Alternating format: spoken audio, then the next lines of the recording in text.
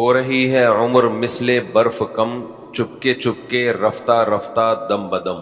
ہم میں سے ہر شخص لاشعوری طور پر مسلسل قبر کے قریب ہوتا چلا جا رہا ہے، اور تھوڑے دنوں میں اطلاع آئے گی آج فلاں کا انتقال ہو گیا جی، فلاں کا انتقال ہو گیا جی، آج فلاں کا انتقال ہو گیا. میتیں جنازوں کی چارپائیوں پہ لیٹ لیٹ کے قبرستان کو بھر رہی ہیں، آباد کر رہی ہیں. شاعر نے کہا ہے نا، زمیں کھا گئی آسماں کیسے کیسے، ہوئے نامور بے نشاں کیسے کیسے. بڑے بڑے نام والے لوگ، ان کا نام ختم ہو گیا، بڑے بڑے آسمان ان کو زمین نے کھا کے ختم کر دیا. تو ایک حقیقت ہے جس کے قریب ہم روز بروز ہو رہے ہیں. تو شاعر نے بڑی پیاری بات کہی، زمیں کھا گئی آسماں کیسے کیسے، ہوئے نامور بے نشاں کیسے کیسے. بڑے بڑے نام والے لوگ، نام ختم، وہ مارکیٹ سے ایسے شارٹ ہوئے کہ ہوئے نامور بے نشاں کیسے کیسے، زمیں کھا گئی آسماں کیسے کیسے. انسان اپنی وقتی ترقی، وقتی دولت، وقتی شہرت یا وقتی راحت، ان کو دیکھ کر بہت دھوکے میں آتا ہے اور آخرت سے غافل ہو جاتا ہے. پیغمبروں کا بنیادی مقصد انسان کو غفلت کے اندھیروں سے نکالنا. قرآن میں ہے نا، سورہ یاسین میں، یاسین والقرآن الحکیم انک لمن المرسلین علی صراط مستقیم تنزیل العزیز الرحیم لتنذر قوما ما انذر آباؤہم فہم غافلون. اے نبی، ہم نے آپ پہ قرآن اس لیے نازل کیا کہ آپ ان لوگوں کو ڈرا دیں جن کے باپ دادا کو نہیں ڈرایا گیا، جس کی وجہ سے وہ لوگ غفلت میں پڑے ہوئے ہیں. اس سے پتہ چلتا ہے کہ ایک ایسی چیز ہے جو ڈرنے کی چیز ہے، اور اس کے بارے میں پیغمبر بتاتے ہیں کہ اس سے ڈرو. اور اگر انسان پیغمبروں کی تعلیمات پہ غور نہ کرے تو وہ غفلت میں پڑا رہتا ہے، غفلت میں پڑا رہتا ہے. وہ مادی دنیا کی زندگی بالکل الگ ہے، اللہ کی تعلیمات بالکل الگ ہے. تو میں کہتا ہوں بھائی، ایک طرف ہو جاؤ، یا تو مادی زندگی اختیار کر کے مادہ پرست بن جاؤ، اور اگر مادہ پرست نہیں بنتے تو پھر اللہ کی باتوں کو دل و جان سے مان لو. ہم اللہ کی باتوں کو صرف اتنا ماننے کے لیے تیار ہیں جتنا کلچر ہمیں اجازت دیتا ہے، جتنا ہماری سوسائٹی قبول کرتی ہے. اس سے زیادہ ہم اللہ کی طرف آنے کے لیے تیار نہیں ہیں. اس کا نقصان یہ ہو رہا ہے کہ پھر اللہ بھی ہمارا بننے کے لیے تیار نہیں ہے.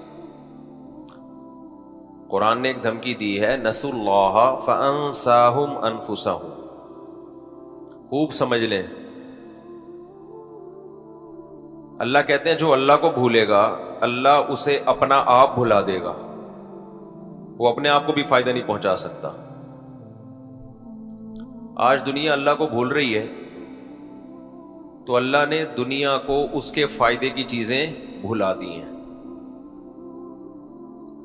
اور کمال کی بات یہ ہے کہ کامیابی کے اسباب نہ ہوتے پھر انسان ناکام ہوتا، تو ہم کہتے کہ چونکہ کامیابی کے اسباب ہی نہیں ہیں تو ناکام ہو گیا. اللہ جو اپنی قدرت دکھاتا ہے وہ اس طرح سے دکھاتا ہے کہ کامیابی کے تمام اسباب ہوتے ہیں، مگر انسان پھر بھی کامیاب نہیں ہوتا. کامیاب کا مطلب کیا ہے؟ جو خوشی، جو راحت وہ چاہتا ہے وہ نہیں ملتی اس کو. آپ سوچو، خوشیوں کے سارے اسباب ہوتے ہوئے بھی خوشی نہ ملے، اس سے بڑا بدقسمت دنیا میں کوئی ہو سکتا ہے؟ اور خوشیوں کے اسباب نہ ہوتے ہوئے بھی کوئی خوش رہے اس سے بڑی کامیابی کوئی ہو سکتی ہے؟ تو یہ لفظ خوب یاد رکھیں، قرآن مجید کی یہ آیت ہے، نسوا اللہ فانساہم انفسہم، جو بھی اللہ کو بھولتا ہے اللہ اسے اپنا آپ بھلا دیتا ہے، وہ خود کو بھول جاتا ہے۔ آپ کو پتا ہے خود کو دنیا میں کوئی بھی نہیں بھولتا، ہر آدمی سب سے پہلے کس کو یاد رکھتا ہے؟ اپنے آپ کو یاد رکھتا ہے۔ کبھی بھولتا ہے اپنے آپ کو انسان؟ بھائی آپ کو بھی بھوک لگ رہی ہے، پڑوسی کو بھی بھوک لگ رہی ہے، تو پہلے لگے گی کس کو؟ محسوس آپ کو خود اپنا آپ ہوگا یا پڑوسی ہوگا؟ اپنا آپ ہوگا نا۔ تو پھر ہم یہ کیوں کہہ رہے ہیں کہ اپنے آپ کو بھلا دیں گے اللہ تعالیٰ کہ تو انسان اپنے آپ کو کبھی نہیں بھولتا۔ اس آیت کا مطلب یہ ہے کہ اپنے فائدے کی چیزیں اللہ تعالیٰ اس کو بھلا دیں گے، حماقتیں کرے گا وہ سمجھ رہا ہوگا کہ میں فائدے کے کام کر رہا ہوں، لیکن اس کی عقل پہ پردے پڑے ہوئے ہوں گے، حقیقت میں وہ نقصان کر رہا ہوگا، اور اگر غور کرے گا تو اسے سمجھ میں بھی آ جائے گا، لیکن اپنے آپ کو ایسے بھولے گا کہ غور کرنے کے لیے تیار نہیں ہوگا۔ جو بھی خواہشات کے پیچھے بھاگتا ہے تو پھر وہ غور ہی نہیں کرتا کہ میرا فائدہ کس میں ہے اور میرا نقصان کس میں۔ اور میں بار بار جو آپ کو کہتا ہوں، مغربی دنیا سے متاثر مت ہو۔ مغربی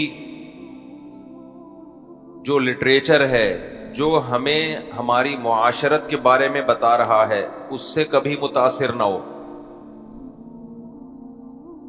میرے پاس بہت کیسز آتے ہیں نفسیاتی ڈاکٹروں کے،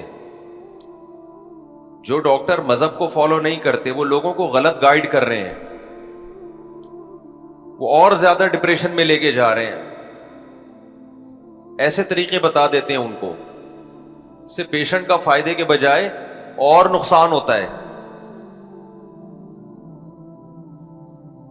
تو اللہ رسول کے مقابلے میں کبھی کسی کو ویلیو مت دو۔ اسلام صدیوں سے ہے، بلکہ آدم علیہ السلام سے ہے۔ کان الناس امۃ واحدہ، اللہ کہتے ہیں سب انسان ایک دین پر تھے، پھر آہستہ آہستہ لوگوں نے اختلاف کیا ہے۔ آدم علیہ السلام کا دین، ابراہیم علیہ السلام کا دین، موسیٰ علیہ السلام کا دین، یوسف علیہ السلام کا دین، محمد صلی اللہ علیہ وسلم کا دین، یہ سب ایک ہیں، ان سب کی ایک تعلیم ہے کہ ہم بنے نہیں ہیں، بنائے گئے ہیں، بنایا ہے اللہ نے اپنے لیے۔ کامیاب وہ ہے جو جنت میں داخل ہو گیا، ناکام وہ ہے جو جہنم میں چلا گیا۔ ہمارے یہاں ان تمام تعلیمات کی دھجیاں اڑائی جا رہی ہیں۔ یونیورسٹیوں میں، کالجز میں جو ذہن بنایا جا رہا ہے وہ یہ کہ اس سے ہمیں بحث نہیں ہے کہ بنے ہیں یا بنائے گئے ہیں، کیوں بنے ہیں اس میں پڑھنے کی ضرورت نہیں ہے۔ کتنے اہم سوالات کو پی جاتے ہیں نا۔ کیا خیال ہے بھائی؟ ہم بنے ہیں یا بنائے گئے ہیں، اس سے ہمیں کوئی بحث نہیں ہے۔ ہمیں کسی نے کس کام کے لیے بنایا، اس سے ہمیں بحث کوئی ہے؟ یونیورسٹی میں کبھی آئی بی ایم یونیورسٹی میں، یا ایم بی اے کر رہے ہو آپ، یا سی اے کر رہے ہو، یا آپ ڈاکٹر بن رہے ہو، یہ ٹاپک چھیڑے جاتے ہیں؟ بولتا کیوں نہیں میرے بھائی، یہ ٹاپک ہی نہیں۔ ہم کدھر جا رہے ہیں کچھ پتہ ہی نہیں ہے، گاڑی میں بیٹھے ہوئے ہیں آپ، جہاں بھی جائیں ہمیں اس سے بحث نہیں ہے، سفر ہمارا اچھا گزر جائے۔ اس سے بڑا بیوقوف دنیا میں کوئی دیکھا آپ نے؟ ارے آپ لوگ کسی گاڑی میں بیٹھے ہوئے ہو، آپ کو لا کے کسی نے بٹھا دیا، بس میں جا رہی ہے، سب سے پہلا آپ کا سوال یہ ہوگا کدھر جا رہے ہیں بھائی؟ اس سوال سے آپ کو پروفیسر منع کر رہے ہیں کہ یہ سوال نہ کرو۔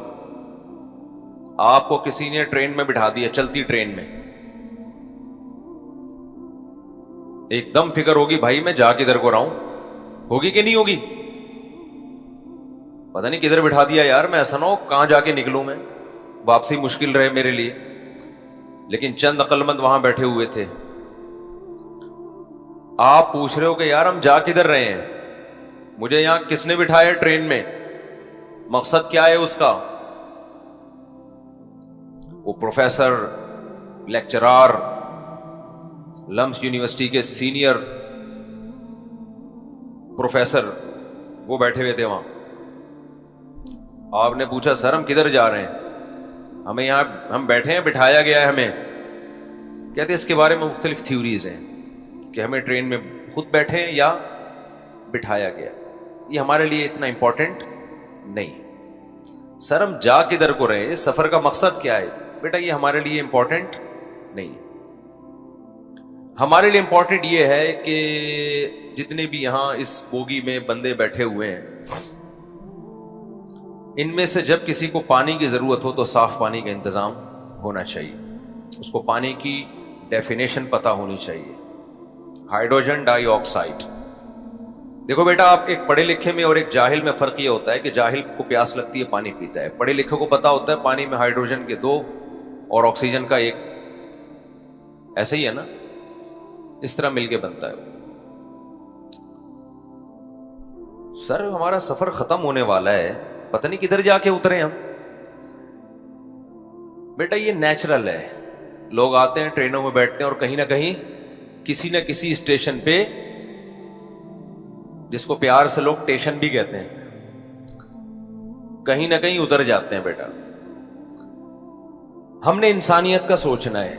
ہم نے یہی باتیں ہوتی ہیں نا آج کل. ہم نے کس کا سوچنا ہے؟ انسانیت کی بھلائی کا. جو یہاں بیٹھے ہوئے سفر میں ہمارے ہم سفر ہیں، ان کی بھلائی کا سوچنا ہے. ٹائم پہ ان کو کھانا مل جائے.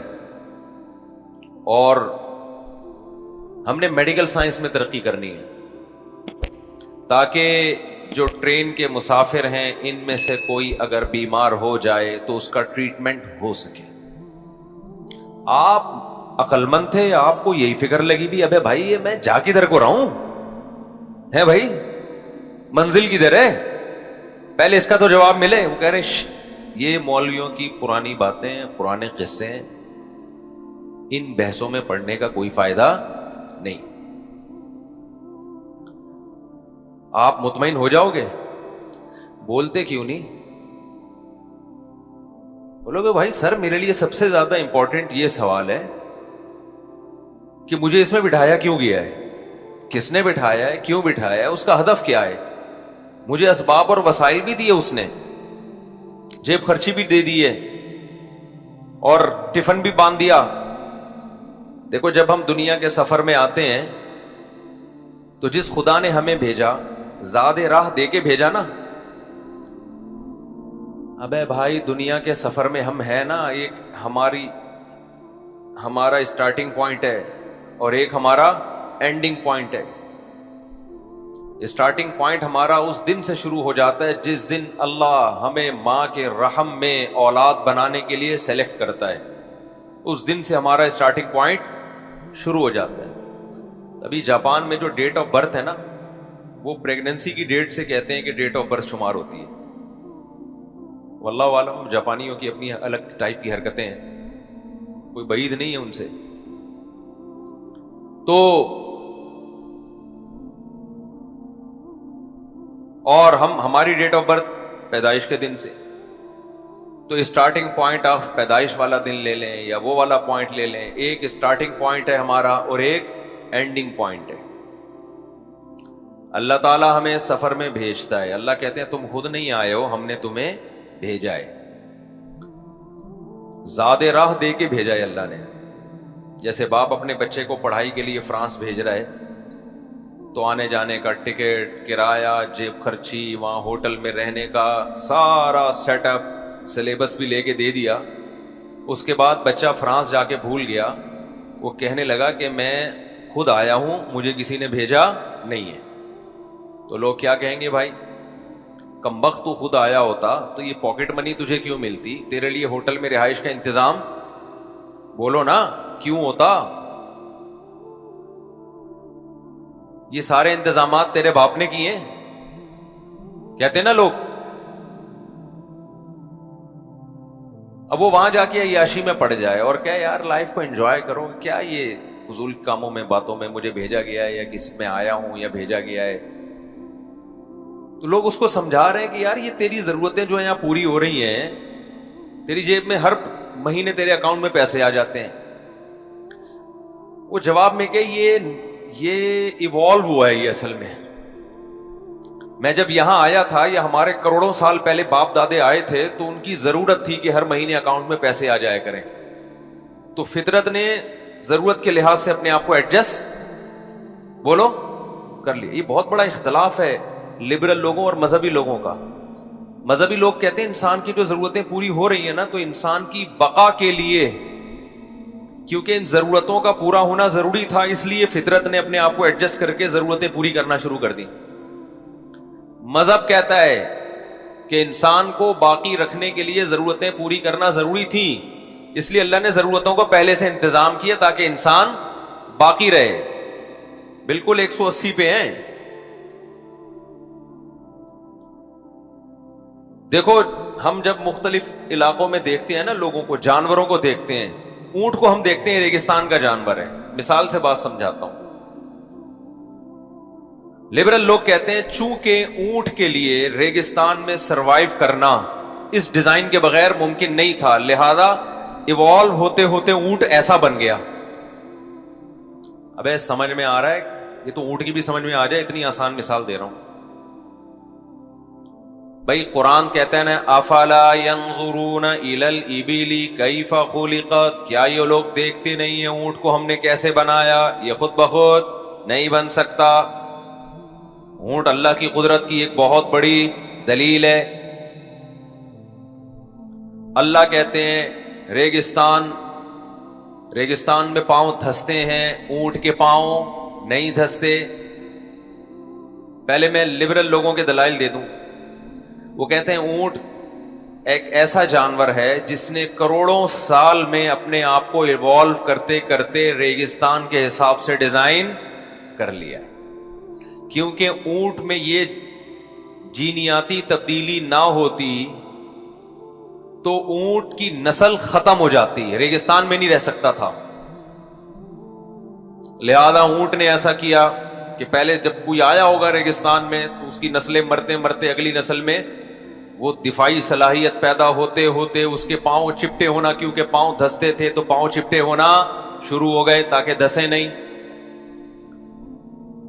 پھر وہ جو جانور تھا، ریگستان میں کھانا پینا نہیں ہوتا تھا تو اس کو بھوکا رہنا پڑتا تھا، تو آہستہ آہستہ اس کی باڈی نے ایسے ٹینک اندر پیدا کر دیے، اسٹوریج کے اسٹور پیدا کر دیے کہ خوراک بھی ذخیرہ ہو سکے اور پانی بھی کئی ہفتوں کا ذخیرہ ہو سکے۔ ارے بھائی یہ کیسے ہو سکتا ہے یار؟ اتنی تبدیلی کے اندر ٹینک وجود میں آ رہے ہیں، ہماری مسجد کا ٹینک کیوں نہیں بن گیا تھا خود بخود؟ کیا خیال ہے بھائی؟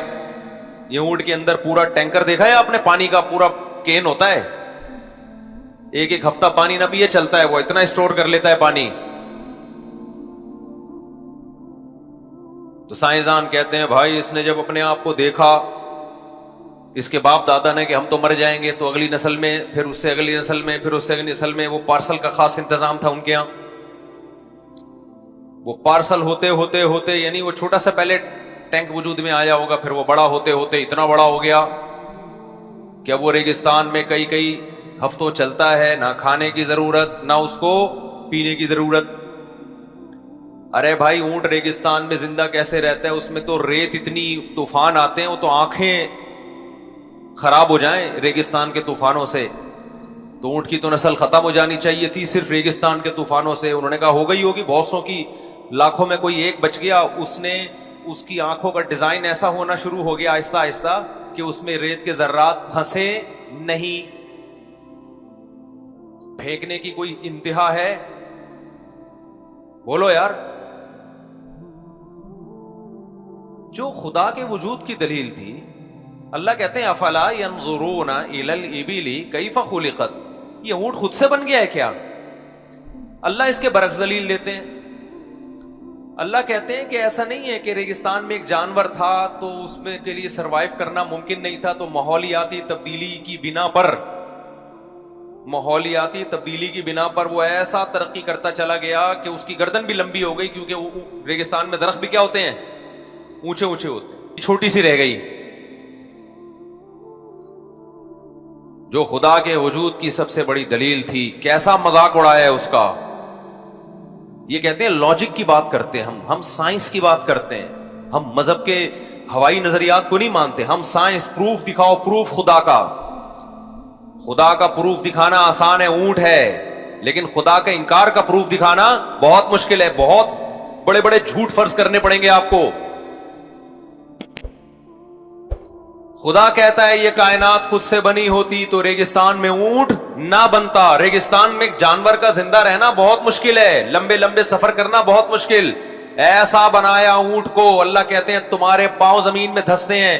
ایک جانور کمپنی ڈیزائن کر رہی ہے، اس کے پاؤں زمین میں ریت میں نہیں دھسیں گے. اے اللہ تو چاہتا ہے ساری دنیا آپس میں کنیکٹ ہو جائے. پہلے زمانے میں بھی جو دنیا میں ملک آباد ہوئے اس کے لیے سفر ضروری ہے. ہم گدے گھوڑوں پہ اتنے لمبے لمبے سفر نہیں کر سکتے. اللہ نے کہا ایک ایسا جانور پیدا کر رہا ہوں جو لمبے لمبے ریگستان کے سفر کرے گا اور ریگستان کی گرمی اس پہ اثر نہیں کرے گی. اے اللہ ہم زاد راہ اپنے لیے لے کے جاتے ہیں ریگستانوں میں. انسان لے کے جاتا ہے نا، جب عرب ریگستانوں کے سفر، مکہ سے شام جا رہے ہیں، مکہ سے سندھ کی طرف آ رہے ہیں، بیچ میں بڑے بڑے صحرائیں. اے اللہ ہم 100 آدمی 200 آدمی اپنے ناشتے کا کھانے کا انتظام کر سکتے ہیں، اونٹ کے کھانے کا انتظام ہم نہیں کر سکتے. ہمارا 1 مہینے کا ناشتہ اونٹ کا 1 نوالا. اگر اللہ میاں ایسے کہتے ہیں کہ بھئی اونٹ کا کھانا بھی اپنے ساتھ لے کے جاؤ، تو ہم اونٹ سے کہتے ہیں تو اکیلا چلا جا، ہم یہیں اچھے ہیں. کیا خیال ہے بھائی؟ اگر اللہ میاں کہتے، دیکھو ہم گھوڑا لے کے جاتے ہیں تو گھوڑے کا چارہ اپنے ساتھ لے کے جاتے ہیں نا. ماہرین گھوڑی یاد سے پوچھ لیں آپ، یا تو وہ سفر ایسی جگہ کر رہے ہوں گے جہاں گھاس پھوس ہوگی. لیکن ریگستان میں اگر سفر ہے، گھوڑا زندہ نہیں رہ سکتا، اس کا زیادہ راہ، اس کا چارہ لے جانا پڑے گا. اور لے جا سکتے ہیں، اتنا نہیں کھاتا وہ. اور اس کا چارہ بھی آپ نے اگر گھوڑے کا لے کے جانا ہے تو لاد کے اونٹ پہ ہی لادنا پڑے گا. وہ آپ شاپر میں ڈال کے نہیں لے جا سکتے. اس کے لیے بھی اونٹ کا سہارا چاہیے آپ کو، گھوڑے کو زندہ رکھنے کے لیے. اونٹ کے لیے کون سہارا بنے گا؟ کاش سمجھ میں آ جاتی. آپ لوگوں کی سمجھ میں نہیں آ رہی ہے. میں بہت پریشان ہوں، بہت پریشان ہوں. ایک صاحب نے بھی کتاب لکھی ہے نظریہ ارتقاء پہ نا، مجھے کہنے لگے آپ پڑھیں. میں نے یہ یوں کر کے ثابت کیا. میں نے کہا اپنے پاس رکھ لے بھائی. میں نے کہا اتنی لمبی کتاب اس ٹاپک پہ بنتی ہی نہیں ہے. 2 اور 2 4 کی طرح ہمیں جواب دے دو بھائی. 2 اور 2 4 کی طرح چند باتوں کا جواب دے دو یار. چینجر کے بغیر چینجنگ نہیں ہوتی، کریٹر کے بغیر کریٹنگ کیسے ہو گئی؟ چینجنگ تو آسان ہے، جب وہ نہیں ہو رہی تو بن کیسے گئے؟ میں نے کہا اس پہ کتاب لکھ لے بھائی تو پھینکنے پر گورنمنٹ کی طرف سے کوئی پابندی نہیں ہے. میرا ٹاپک یہ نہیں تھا، لیکن اب چھیڑ دیا ہے، اونٹ پہ آ گئے ہیں تو اب اونٹ کو گھر تک تو پہنچائے نا. ویسے بھی وہ سواری کے لیے. تو اب آپ مجھے ایک بات بتاؤ، زاد راہ کے لیے اونٹ کا زاد راہ کوئی لے جا سکتا تھا؟ آپ نے اپنے جو سواری تھی گدے گھوڑے، ان کے لیے آپ نے گھاس، اونٹ کے 1 مہینے کی گھاس چاہیے نا آپ کو، لوسن چاہیے، گھاس چاہیے، دانا چاہیے. وہ بوریاں بھر کے آپ نے اونٹ کے پیٹھ پہ لاد دی کہ ہمارے گھوڑے کا بھی انتظام ہو گیا. 1 بورا آپ نے 1 مہینے کا راشن، اس میں اپنے پراٹھے، اپنے انڈے، اپنے مکھن، گھی، یہ جو بھی چیزیں جو 1 مہینے تک، انڈے تو اسٹور نہیں ہو سکتے میرا خیال ہے، وہ تو خراب ہو جاتے ہیں. تو گندم، یہ ساری چیزیں آپ نے اونٹ پہ ڈال دی. یہ آپ کا زیادہ راہ ہو گیا 1 مہینے کا. پہلے تو 2 6 مہینے کے سفر ہوتے تھے. میں تو 1 مہینہ شارٹ کر کے بتا رہا ہوں سائنسدانوں کو سمجھانے کے لیے. یار فرض کر لو 1 مہینے کا سفر ہوتا تھا. اب سوال پیدا تھا، اونٹ بولے گا میں کیا کھاؤں گا؟ سب کا کھانا میرے پیٹھ پہ ڈال دیا تم نے، تو کیا 1 مہینے مجھے کھانے کی ضرورت نہیں پڑے گی؟ سب کا پانی مشکیزوں میں بھر کے میری پیٹھ پہ لاد دیا کہ پتہ نہیں صحرا میں کہیں پانی ملے یا نہ ملے. آپ جہاز سے جب سفر کرتے ہیں نا، سعودی ایئر لائن سے جاتے ہیں، قطر ایئر لائن سے، ایمریٹ سے، کھڑکی سے جھانکا کریں نیچے، شیشہ بند ہوتا ہے سنو، شیشہ کھول کے جھانکنا شروع کر دیں. صحرا، لمبے لمبے بڑے بڑے صحرا، کہیں پانی کا نام و نشان نہیں، گھاس تنکے کا نام و نشان نہیں. اب جناب 1 مہینے کا راشن सारा आपने किस पे डाल दिया? बोलो यार, कैमल पे डाल दिया, ऊंट पे डाल दिया। ऊंट आपसे पूछेगा इन सब का खाना तो मैंने उठाया है, मेरा खाना तुम्हारा बाप उठाएगा। अगर कराची का होता ऊंट तो यही कहता ना, मेरा खाना तेरा बाप उठाएगा, मैं क्या खाऊंगा। और ऊंट बज़बान हाल ये भी कहता है, ये जितने गधे घोड़े और इंसानों के खाने तुमने मेरी पुश्त पे लादे हैं ना, ये मेरे दो निवाले हैं। मेरा दिल आ गया ना, पलट के ऐसे सड़प कर जाऊंगा मैं। ऊंट ठीक ठाक खाते हैं, हमने अभी बकरीद में रखा था ना, बकरीद में 4 दिन के लिए ऊंट पाला हमने, तो हमें अंदाजा हो गया या तो बच्चे पाल लो या अकेला ऊंट पाल लो, दोनों में से एक चीज एट अ टाइम पाली जा सकती है। लेकिन वैसे एक बात है, ऊंट पालेंगे तो बच्चे भी आसानी से पल जाते हैं, बच्चे बड़ा एंजॉय करते हैं ऊंट को। अच्छा, ऊंट जितना लंबा चौड़ा होता है ना, ऐसा शरारती होता नहीं है, उतना ही सीधा शरीफ होता है। और इनमें जो शरारती हो गया तो वो तो फिर नामुमकिन है ना, उसको पालना मुमकिन ही नहीं है, वो तो गर्दन पकड़ के दबा देगा आप। अक्सर शरीफ ही होते हैं, तो इतने सीधे, जितना ऊंचा है, जितनी पावर है उसके अंदर, उतना ही अल्लाह ने उसको शराफत सिखाई है। गाय बैल में इतनी शराफत बकरियों में नहीं होती जितनी ऊंट में है। ये भी अल्लाह की हिकमत है, इसलिए कि गाय और बैल की बदतमीजी अफोर्ड कर सकता है आदमी। ऊंट अगर बाय नेचर बदतमीज होता तो सिर्फ ऊंट ही होता, हम लोग होते, हम नहीं होते। क्योंकि गाय तो आएगी, टक्कर मारेगी ना, दूर से आ रही है, हमें भागने का मौका मिलेगा। ऊंट तो सिर्फ यूं उठाता ही है, ये इतना बड़ा चप्पू लाएगा ठीक है, पचक करके गए हो साहब। तो खैर, तो आपने सारा राशन डाल दिया किसके पीठ पे? ऊंट की पीठ पे। अब ऊंट का राशन कहां गया? तो अल्लाह फरमाते हैं, अफला यंजुरून इलल इबिली कैफ खुलिकत, क्या देखते नहीं हो कि मैंने ऊंट को बनाया, कैसा बनाया। अल्लाह कहते हैं, जब मकाम पर थे ना तुम, जहां तुम्हारे लिए इसको चारा खिलाने का इंतजाम था, उस वक्त इसको खुला छोड़ देते। ये इतना खाएगा कि जितनी जरूरत है वो भी, और जो इजाफा है वो स्टोर भी करेगा। ये कई हफ्तों का खाना क्या कर लेगा? स्टोर करके रखेगा, इसकी टेंशन मत लो। ये इवॉल्व हुआ है या रेगिस्तान के हिसाब से डिजाइन किया गया है? बोलो भाई, क्या हो गया? कितने आराम से खुदा का इंकार कर दिया यार, कि जी एक्चुअली वो चूंकि भूखा रहता था तो उसमें ऐसे सॉफ्टवेयर इंस्टॉल होना शुरू हो गए ऑटोमेटिकली। ऐसे सॉफ्टवेयर भूखा रहने की वजह से इंस्टॉल नहीं हुए, बल्कि ऐसे सॉफ्टवेयर इंस्टॉल हुए जिसकी वजह से भूखा रह सकता है। अब वो समझता है बात को कि नहीं समझता? आम की गुठली में आम जो पैदा हो रहा है, तो आम पैदा हो रहा है, होने की वजह से आम की गुठली में ऐसी चीजें आना शुरू हो गई जिससे आम पैदा हो। ये गलत है। खुदा ने गुठली से चूंकि आम पैदा करना था, इसलिए खुदा ने उस गुठली में ऐसे सॉफ्टवेयर पैदा किए हैं। ये अमल उल्टा हुआ है। आपको खाने की जरूरत थी, कोई खिलाने वाला नहीं था, एक बंदे को तरस आया, रख के चला गया, आपने खा लिया। अब बजाय इसके कि आप खाना खिलाने वाले का शुक्रिया अदा करें, लोग कह रहे हैं इसने दिया है, आप कहें इसने नहीं दिया, असल में जरूरत पहले पैदा हुई है। तो फितरत ने ऐसा डिजाइन किया अपने आप को कि उस जरूरत की वजह से हुआ यह है कि फितरत जरूरतें इंसान की बका चाहती है। तो हुआ ये कि एक कोई रेस गई इसकी खोपड़ी में सामने वाले की, और इसको मजबूर किया कि वो खाना ला के रखे। तो कहेगा ठीक है, नेक्स्ट टाइम फितरत से ही ले लेना भाई, यही कहेगा ना, अगली दफा तेरा बाप तुझे खिलाएगा, मैं नहीं खिलाऊंगा। अल्लाह भी ये कर सकते हैं। अल्लाह कहेंगे ठीक है, मैं ऊंट को उठा रहा हूं दुनिया से, इन जानवरों को उठा रहा हूं, तुम थोड़े दिनों में खत्म। देखते हैं फिर अगली नस्ल कब पैदा होती है इंसानों की, जो करोड़ों साल में इवॉल्व करते करते इंसान बनेंगे, और फिर ऊंट बनेंगे, और फिर गाय बनेगी, और फिर बकरी बनेगी, और फिर मुर्गी बनेगी, फिर मुर्गी अंडों पे बैठेगी, अपने बच्चों से मोहब्बत करेगी। देखते हैं दोबारा नए सिरे से ऐसे सॉफ्टवेयर कम इंस्टॉल हो रहे हैं ऑटोमेटिकली, और हर सॉफ्टवेयर दूसरे से मुख्तलिफ।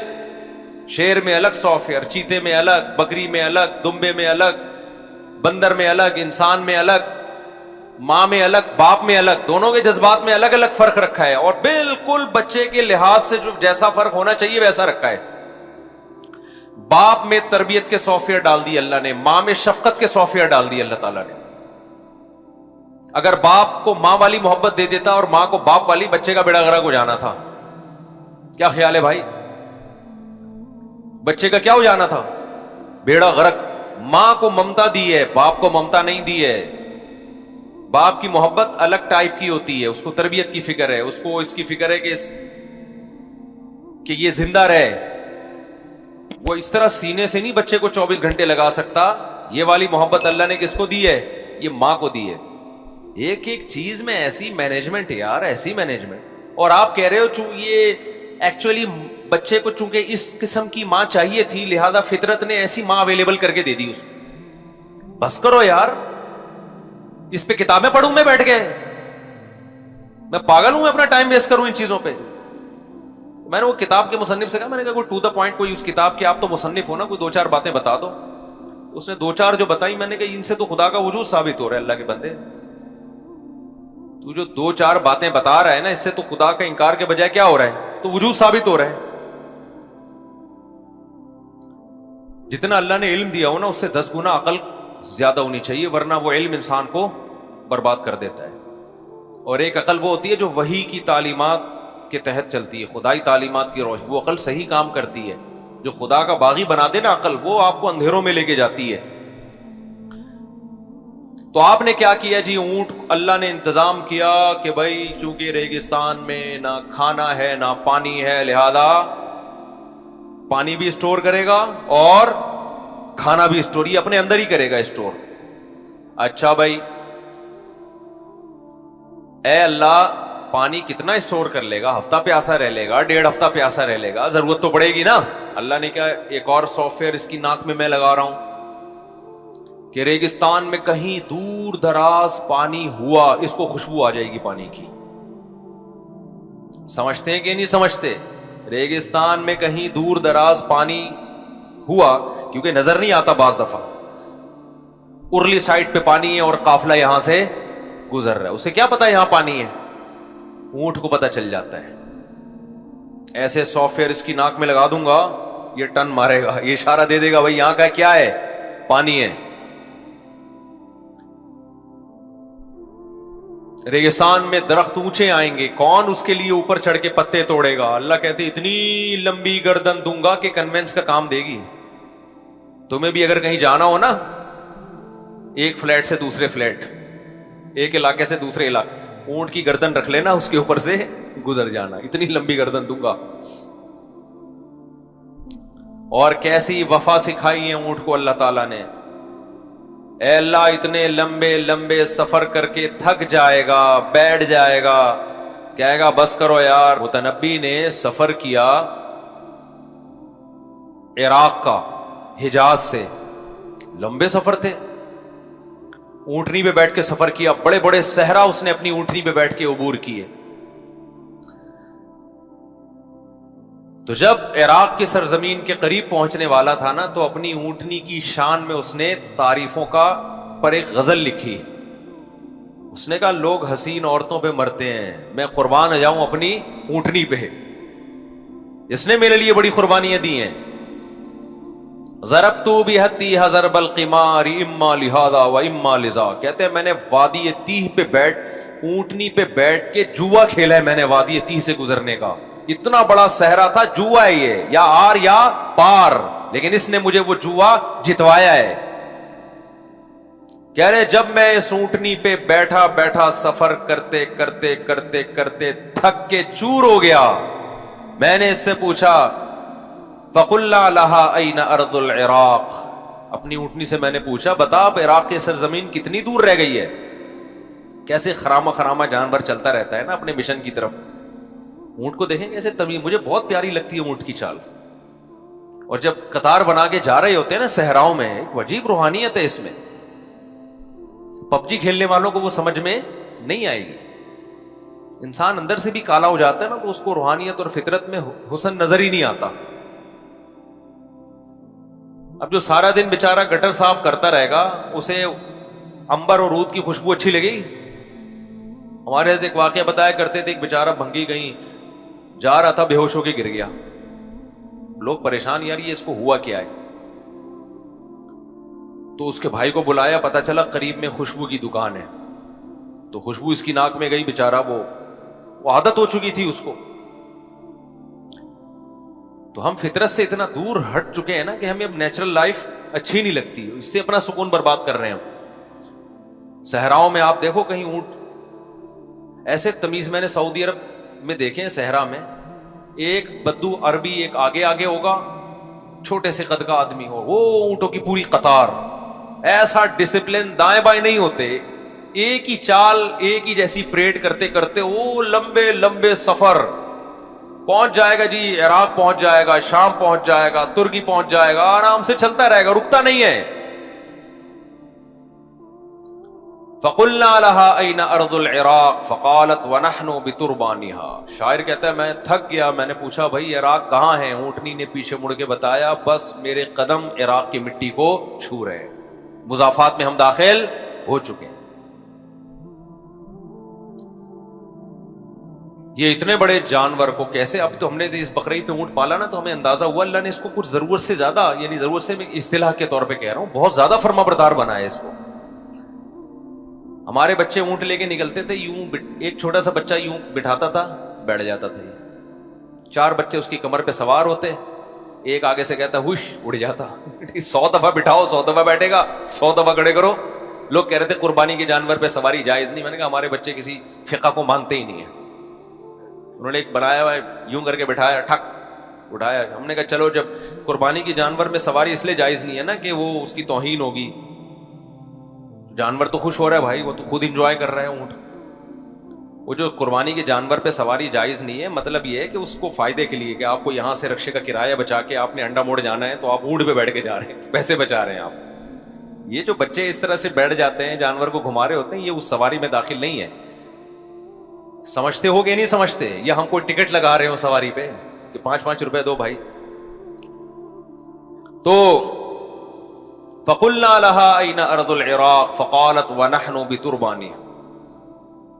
یہ تو میں نے بہت تھوڑی سی رپورٹ پیش کی ہے اونٹ پہ، بہت تھوڑی سی. اونٹ پہ پوری کتابیں ہیں سائنسدانوں کی، اونٹ ہے کیا بلا. اونٹ کی آنکھوں کو اللہ نے ایسا بنایا کہ ریگستان میں جو ہوا جب چلتی ہے اونٹ کی آنکھیں اس سے متاثر نہیں، اس کے کھڈے اس ٹائپ کے ہوتے ہیں وہ روک دیتے ہیں اس ریت کے ذرات کو.